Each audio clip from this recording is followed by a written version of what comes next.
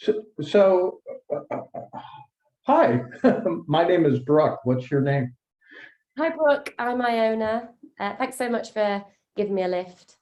Okay, well, tell me where you're going. I'm actually heading to Burning Man in the Nevada desert. So And, yes, hopefully I can hitchhike all the way there. well, I could give you a ride a good deal of the way. I mean, I'm heading to San Francisco. I'll be going straight across Route 80. It'll take quite a few days, but um, I could drop you, say, in Reno. Does that get you close? Oh yeah, perfect. That would be great. Drop me from Reno, yeah. Do you mind if Okay. I take my mask off, or do you want to No, keep no, it on? that's okay. Go ahead, take it off. Excellent. So, yeah, let's keep the window open now. It's time of COVID, right? So tell me tell me about Burning Man. Like, what is it? And Yeah. what Okay. is it? Have you ever heard of it? Have you heard of it? Maybe read a newspaper article about it, or Well, I mean, I've heard that it's like hippies on acid having sex in the desert. That's what I've heard.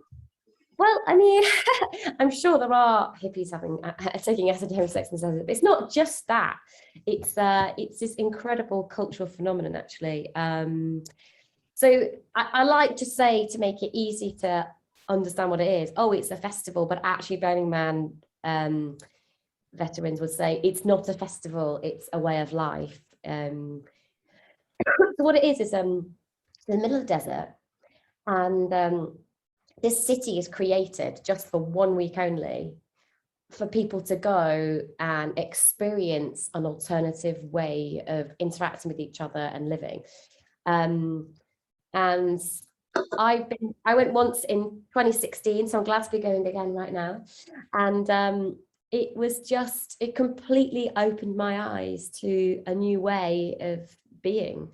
And it's just a really good way of just sort of like the default world, suddenly like challenging everything that we do and actually thinking the way we live is not necessarily the right way. There is an alternative way that we could live. So what I love about it, is that you see so much kindness from human beings because the whole thing is co-created. So when you normally go to a festival, somebody's booked this top DJ, this band, they've got this workshop leader, and you go along and you just a spectator watching all these artists. But at Burning Man, like everyone is paid to be there. No one is being paid a fee to DJ. So everyone gets involved and you can do whatever you want. Like, you have the permission to just get involved and participate, which brings me on to so Burning Man is based on these 10 principles, and it's those 10 principles which define how the experience is. But yeah, it's just this incredible place of self-expression and participation and exploration, effectively. Yeah. Have you been to any sort of big events before where, I don't know, have you ever had, can you think in this moment of a transformational experience you've ever had? Sure. For me, the biggest transformational experience that spanned about 9 years was hitchhiking. So, and I can tell you about that in a moment. But first, I think, so how old are you, by the way? I'm 38. Okay. 38 and 2 weeks. Okay, very good. So I'm 69. And so for us, the big event was Woodstock, right? People sort of think Woodstock defined the generation. Now, although I like the music, I personally agree with what my dad said about Woodstock, which was it was just a party. It wasn't the summer of love and all of that. It was 400,000 gate crashers who decided to go to a concert without paying for their ticket, thinking nothing about how they were going to feed themselves or where they were going to sleep or even take a crap. and they created a disaster area. People had to airdrop in food, and medics had to show up, and it was an act of irresponsibility. And now I didn't go to Woodstock, but we have a neighbor who went, and she said that's exactly what it was. It was irresponsible, and it was a party. And if they were peaceful, it was out of it was probably due to marijuana more than philosophy or anything else, right? So it sounds like this is different from that. Could you describe how this is different? This isn't that, right?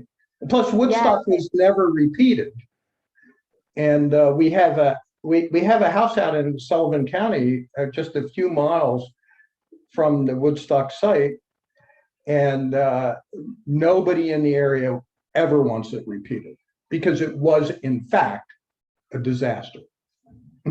It was just a great party, but the people came and they just completely trashed the area. Yeah, well, I mean, that's the thing is, if you think about, some people go to a party and it's like almost a destructive. They want to sort of like get completely intoxicated. They want to start fights. They want to just get off their face and then just leave. And and I think that burners are like, they have, one of the principles is leave no trace. So the most incredible thing I noticed when I went to Burning Man, it was like there was not a drop of litter anywhere, not a broken beer can, or everyone was so conscious about not leaving the place in a worse state than they found it. Like, you can't even wear glitter on your face because a glitter thing might drop on the floor and cause moop. And moops, this thing is like matter out of place. Yeah, everyone's really conscious. And another one of the principles is radical, like self-reliance. So you're not, if you do get completely intoxicated and get out of it, then are you really responsible for yourself? So it's very like conscious party goers. And I'm just going to bring something up actually about partying in general. So like, I think sometimes partying has a bad name. It's like hedonistic, and people think that it's like a negative thing that people do when they're not good members of society. They're sort of they're off the rails.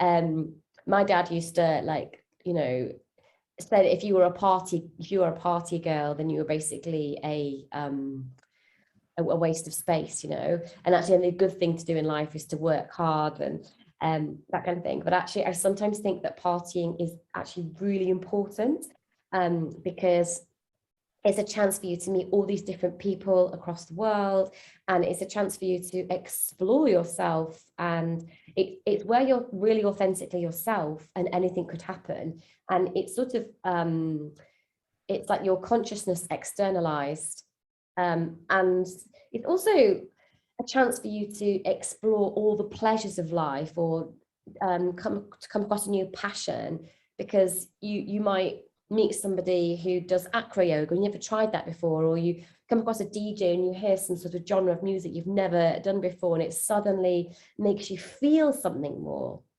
Because I feel in life, what the most important thing is to feel things. So that's what makes us human. We have this incredible emotional spectrum of things that we feel, all these emotions, and it's just so sad to be never experience all of them, because that's what makes us feel alive. That's what art helps us to do, and that's what helps humans help us to bring out that as well, like relationships and art. And it's a melting pot of an experience for us to like feel human again. Yeah, so it's all about feeling. And at Burning Man, it blows your mind in terms of so may I suggest maybe just in terms of word usage is important.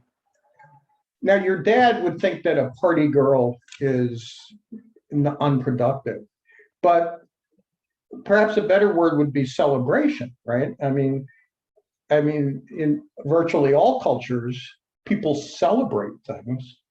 Is that not a better word than party? If Yeah, given that party yeah. has this negative connotation. Yeah, exactly. If you think about, yeah, religious ceremonies, religious festivities, they're acceptable parties, aren't they? Or yeah, but I think that a lot of ceremonies or celebrations, they're sort of formulaic, aren't they? Like if you go to a wedding, it's a specific type, and you meet at this point, you have a meal, and it's a really beautiful thing. But what's so great about Burning Man is that we invent the ceremonies, we invent the rituals, and we channel our own creativity from somewhere else to bring more into the world and challenge the way who we are and how we think, and to bring a better world. So that's why I think partying shouldn't have this bad connotation. I think there's healthy hedonism, and like I also think that a lot, if we want to change the world and make it a better place, there's a lot of work that needs to be done. We need to be able to collaborate as human beings. We need to like face all the problems we're facing. But in order to do that, we have to first of all enjoy life and think that this is an absolute miracle that we're alive, and to feel as incredible as possible. So attract everybody to the party, to the music, to the fun, the party. And then when people are here, it's like, okay, now we've got this Burning Man culture and ethos. We are together, we're united, we're all burners. What can we do with this collective power? We can make the world a better place. We can tackle, leave no trace. Like for me, it's completely changed my mind. Like I don't want to be polluting. I want to leave the world a better place. Like creativity, let's actually solve the world's problems, because there are solutions out there, creative solutions, if we switch on our creativity. Immediacy, like let's not in the future think in the future I'll do this. It's like, no, what can we do now? What's immediately happening now? So all the principles completely change the way that you go about your life. So you go to Burning Man, have this 1 week of incredible partying and fun and meet all these people, but it's like, but whatever you experience during that week then slips out into everyday life to make the world a better place. So I think Burning Man is a cultural revolution, and I've always thought hippies are going to save the world. So Yeah, that's right. I have a soft spot for hippies.